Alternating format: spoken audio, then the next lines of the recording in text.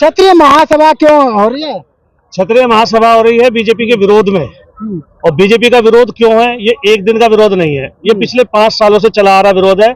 अलग अलग मुद्दों पे हमने हर बार इस पार्टी को जो है 99% तक वोटिंग की, लेकिन उसने हमारे साथ क्या किया? हर बार हमारे टिकट काटे, छल किया, कभी हमारे महापुरुषों की जाति चुरवाई। वो क्या कर रहे हैं कि दूसरी जातियों में हमारे महापुरुषों को बांट के, प्रसाद की तरह बांट के उनको हिंदू बना रहे हैं। हिंदू बनाने का मतलब है कि उसके वोटर बन जाओ, वो तभी हिंदू कहलाएगा, अदरवाइज वो हिंदू नहीं है। इन्हें वोट ना दो। मैं पिछले चुनाव तक इसी पार्टी को 96 से वोट करता आ रहा हूँ। इस बार हमने विरोध क्या किया?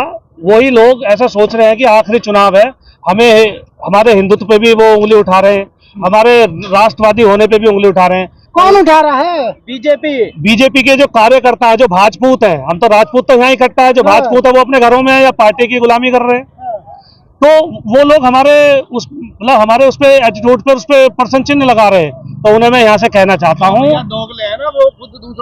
बस मैं उन्हें कहना चाहता हूँ, चुनाव ये आखिरी चुनाव नहीं है, सब याद रखे जाएंगे। उनसे रोटी बेटी का रिश्ता भी खत्म करेंगे। जो पार्टी हिंदुत्व की बात कर रहे हैं, बीजेपी की तरफ से हिंदुत्व की आइडियोलॉजी पे चुनाव लड़ा जाता है, हिंदुओं को साथ लेकर चुनाव लड़ा जाता है। तो जो केवल वही आदमी हिंदू होगा जो इस पार्टी को वोट करेगा। जो हिंदू बोलेगा यही हिंदू है, कौन बताएगा? कैसा ऐसा पैमाना कि ये हिंदू है या ये अदर है? किसको कह सकते हो तुम ऐसे? इसको कह सको? और भैया राजपूत किसी पार्टी का गुलाम ना है, ठीक है ना? या बीजेपी पे समझाना हमारा ऐसे कि वो ये बताए कि हिंदुत्व यही है। जब तक ताउम्र हमें इतनी उम्र हो गई, हम इनकी दरी बिछा रहे थे तो हिंदू थे। इस चुनाव में विरोध करा तो हमारा हिंदुत्व का सर्टिफिकेट कैंसिल करेंगे। ये हमारा कैंसिल नहीं कर सकते। इस बार हम इन्हें कैंसिल करेंगे और जवाब देंगे हम अपनी उंगली से, ईवीएम का बटन दबा के। कौन है कि जो राजपूतों का हिंदुत्व से जो अस्तित्व खत्म करेंगे? क्या है ये? हमारी दी हुई सरकार है राजपूतों की, उनको समझना चाहिए। और एकजुट तो कर रही है ना? किसको कर रही है एकजुट? ऐसी एकजुट को चमका भी रही है। क्या चमका? देश को चमका रही है, एक जाति को अलग हटा रही है, राजपूतों को अलग हटा रही है। देश को चमकाए जाओ तुम। देश को चमकाने का मतलब क्या है? क्षत्रिय बहुत डाउन गया इस बार, क्षत्रिय बहुत डाउन। चाचा अभी भी लोकसभा के टिकट दे रही है क्षत्रिय समाज का जरिए, बताइए। जब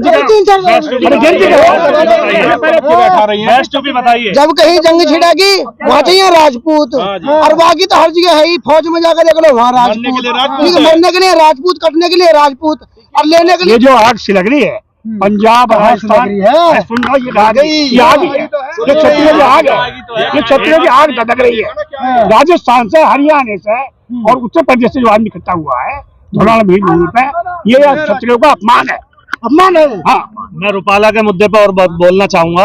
एक इनका सांसद बल्कि केंद्रीय मंत्री, और वो सरेआम छतरानियों पे जो जोहर करना जानते थे, जोहर की अग्नि में अपने आत्मसम्मान को जला देती थी, आत्मसम्मान बचाने के लिए जल जाती थी, उसके ऊपर हमने विद्रोह किया। 10 लाख राजपूत इकट्ठे हुए, मोदी जी के कान पे जू नहीं रहेंगी। क्यों?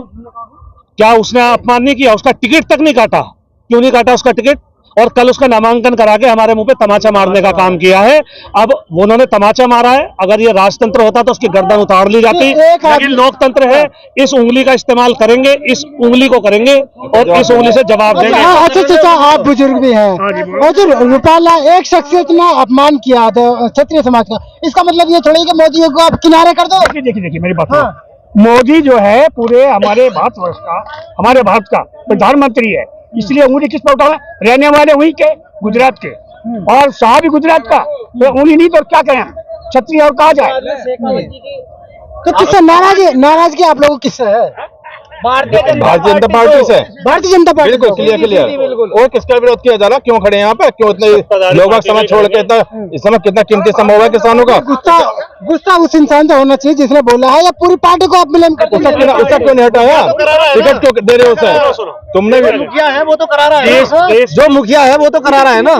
देश में कोई जरा सा अच्छा काम अगर देश में होता है तो श्रेय सब मोदी जी को देना शुरू कर देता है। तो अगर गलत काम हुआ तो श्रेय देना क्या हुआ? पाकिस्तान के प्रधानमंत्री को जाएंगे, वो किसको श्रेय देंगे? हम आरोप भी तो उन्हीं पे लगेगा। फिर टिकट क्यों नहीं काटा? तो इसका मतलब तो हमें वो तमाचा मार रहे हैं, हमें ये कह रहे हैं कि तुम्हारे विरोध से मुझे फर्क नहीं पड़ता। फर्क नहीं पड़ रहा ना, तो फिर बिलबिलाए क्यों घूम रहे हो? क्यों रोज रोज सभाएं करा रहे हो, कभी किसी की कभी किसी की? और विरोध का स्तर ये है कि मोदी जी को पैदल घूमना पड़ गया गाजियाबाद में, जो सेफ सीट थी। ठाकुर समाज वो अलग हो रहा है, मोदी जी कह रहे 400 पार। 400 पार नहीं है जो अश्वमेध का घोड़ा इन्होंने छोड़ा है ना 400 पार का, उसे तो क्षत्रियों ने पकड़ लिया। अब तो युद्ध होगा, युद्ध 26 तारीख में युद्ध होगा, युद्ध में जवाब देंगे। स्वीकार करना, चुनौती को स्वीकार कर लिया क्षत्रियों ने, स्वीकार कर रहे हैं क्षत्रिय चुनौती को। जब 272 पे सरकार बन सकती है और बन रही थी और अच्छे काम कर रही थी आपके अनुसार, मोदी जी के अनुसार, तो 400 पार का जुमला क्यों उछाला गया? यानी आप रिक्वेस्ट करते हाथ जोड़ के कि मुझे किसी विशेष कार्य को करने के लिए 400 पार करा दीजिए, तो हम मानते। ये तो तानाशाही हो गई। मैंने कह दिया 400 पार और गुलाम लग गए उसको 400 पार कराने में, ऐसा नहीं चलेगा। ये हवा में बात कर रही है बीजेपी, दिख रहा है, दिख रहा है, दिख रहा है। क्या लग रहा है, क्या लग रहा है कि बीजेपी हवा में बात कर रही है कि 400 पार नहीं होने की? नहीं होगी, संभव ही नहीं है, संभव ही नहीं है, असंभव है 400 पार। तुम तो सब चीज देख रहे हो, 400 पार कहाँ पहुंचेंगे? देख रहे हो मोदी जी चुनाव कहाँ से लड़ रहे हैं? मोदी जी उत्तर प्रदेश से लड़ रहे हैं, वाराणसी से ना, बिल्कुल। वो 400 पार की बात कर रहे हैं, उनके आगे जरा सी उम्र की एक पूनम पंडित लड़ रही है, वो वहीं देख लेना अपने आप को। पूनम पंडित से अरे करें कैसे नहीं, अपने आप को लेके ही वहां पहुंच गए। वो बहुत सम्मान दिया मेरे भाई, बहुत सम्मान दिया हम लोगों ने उनको, लेकिन उनको सम्मान क्षत्रिय समाज क्या चाहता है? क्षत्रिय समाज ये चाहता है कि बीजेपी तो साइड में आ जा। अब जब जो शासन किया है ना राजपूतों ने, वो खुद करना जानते हैं, उन्होंने किए हैं और फिर करेंगे। क्या चाहता है? एक और मुद्दा, अभी मोदी जी मेरठ में आए थे और मेरठ में आके एक विशेष जाति का लैंड बता के चले गए उसे। वैसे तो हिंदुत्व की राजनीति करते हैं, तो फिर हिंदुत्व कहाँ चला गया जब एक जाति का लैंड बता रहे हैं? और मैं आपको आंकड़े दे सकता हूँ, बागपत सीट पे, केवल बागपत सीट पे ये लोग ज्यादा हैं, उसके अलावा हर सीट पे क्षत्रिय ज्यादा है। और जब क्षत्रिय ज्यादा है तो एक जाति का लैंड, ये तुष्टिकरण नहीं है, हिंदुत्व कहाँ चला गया फिर उनका? तो जाति में तो वो बांट रहे हैं हमें, और हमें झुंझुना पकड़ा रहे हिंदुत्व का। हमारी राजनीति खत्म करने की कोशिश कर रही है हिंदुत्व के रास्ते।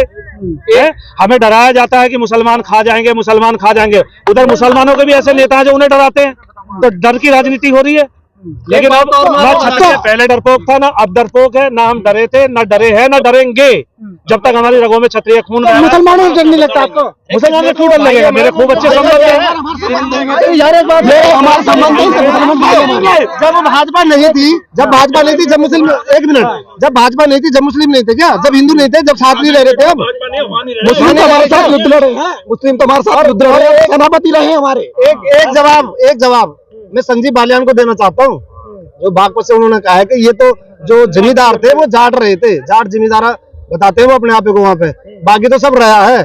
मैं उनको बता दूं, 84.5 में मेरा एक गांव है, उस गांव में एक बड़े जमींदार रहे थे 900 बीघे के, ठीक है, और मैं उसी के पड़ोस में 900 बीघे खत्म करके जाटों का एक गांव बसा दिया। ये तो सब राजनीति है, राजनीति में अगर वो हिंदुत्व की राजनीति करे तो मुसलमानों को टारगेट करेंगे। अब वो जमाना चला गया, मैं भी देख रहा हूँ, जो पढ़ा लिखा मुस्लिम है वो भी 2 बच्चों से ज्यादा नहीं पैदा कर रहा। ये तो सब भ्रांति फैलाई जाती है, ये तो चुनावी स्टंट है ये तो, कि आपको डराया जाएगा तभी तो वोट दोगे इन्हें। अगर आपसे कह देंगे नहीं नॉर्मल है तो फिर कहाँ से वोट देंगे? 70 साल से कांग्रेस थी, 27 साल हमारे यहाँ बसपा ने राज किया उत्तर प्रदेश में। क्या हिंदू खत्म हो गए या मुस्लिम खत्म हो गए? नहीं रह रहे क्या? बताओ आपकी उम्र भी काफी है, आप बताओ ना एक बार भी। जिस स्टेट में बीजेपी सरकार नहीं है, क्या उसमें हिंदुत्व जिंदा नहीं है? उसमें सब हिंदुत्व भाग गए क्या उसमें से? जहाँ जिस स्टेट में बीजेपी की सरकार नहीं है वहाँ हिंदुत्व जिंदा नहीं है। केवल एक यूपी में ही चला जाएगा, यूपी हिंदुत्व खत्म हो जाएगा, केवल एक अफगान लोगों को। तो इस बार आप कहाँ वोट करेंगे? जो बीजेपी कैंडिडेट को हराएगा करेंगे। देखो जी, सुनो, नगर लोकसभा पे मैं बता के जा रहा हूँ, मेरा अपने समाज का प्रत्याशी खड़ा है, मुझे पार्टी से मतलब नहीं है, मेरे समाज का एक पार्टी का कैंडिडेट खड़ा है, मैं उस पार्टी के कैंडिडेट, अपने समाज के कैंडिडेट को वोट करूंगा और ज्यादा से ज्यादा वोट कराऊंगा मैं। देखो जी, जिस पहेली में उलझना पड़े हम ऐसी पहेली क्यों बनेंगे? और पार्टी जाओ बाहर में, हम नेता अपने समाज का चुनेंगे। और सुनो, जाट में जाट सब में बड़े जमींदार है, बस अब पता राजपूतों के तो किले नहीं दे दिए।